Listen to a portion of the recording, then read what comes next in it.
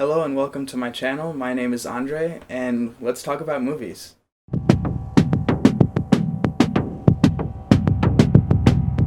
Jolt is a film directed by Tanya Wexler and stars Kate Beckinsale as a woman with an anger management disorder that causes her to lose control of her anger and kill people. In fact, she fantasizes about it all the time.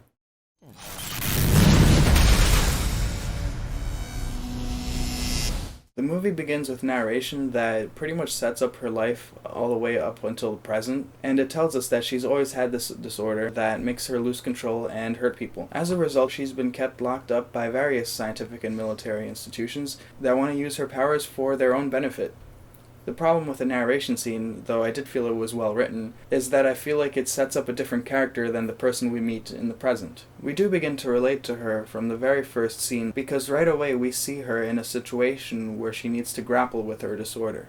We see what triggers her, and we see her having to force herself to overcome her murderous tendencies and walk away. Through this first scene, we get quite a lot of information about her character and her ability. She seems to get triggered by people who are antagonistic. We don't do substitutions. Oh no, I'm allergic.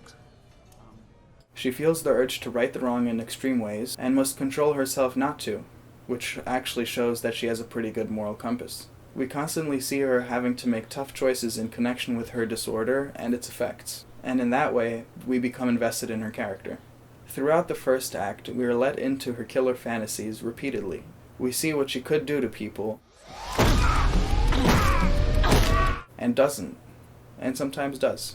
This is a great aspect of the film because it lets us into her internal struggle, and ultimately that's what makes us care about the character. Once her journey begins in Act 2, however, we see less and less of these fantasies, and we also see less clearly what triggers her anger every time.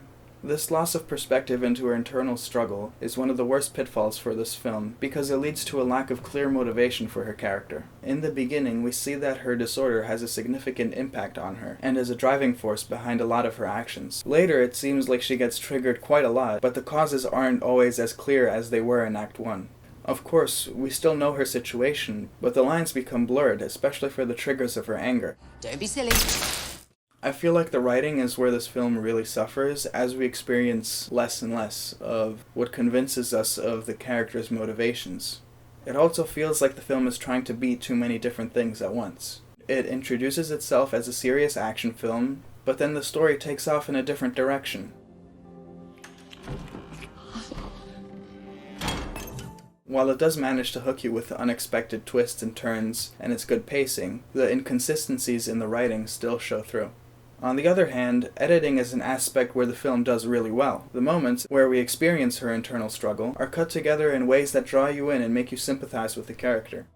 The only way we're gonna make progress is if you begin to reconcile with your past. I've told you my story. But there's a difference between talking about your past and actually working through it. These scenes show us rather than tell us, unlike the narration scene from the very beginning. The editing holds up throughout the film and sets a fast pace for the story, which also helps to keep us invested. It always seems like there's something new happening. Jolt shines the best when it comes to visuals. Wexler uses a lot of central framing, and together with the set design and lighting, it makes for a lot of very visually pleasing images.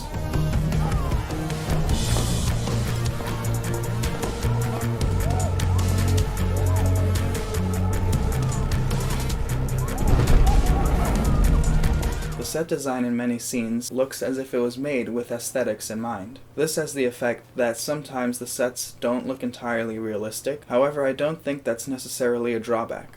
The visually artistic sequences can come across as absurd in some cases, but only if you're expecting something realistic. Can I help you? I think absurd is the key word here. From the very beginning, the story can be described as a little bit absurd, and therefore the set design reflects that.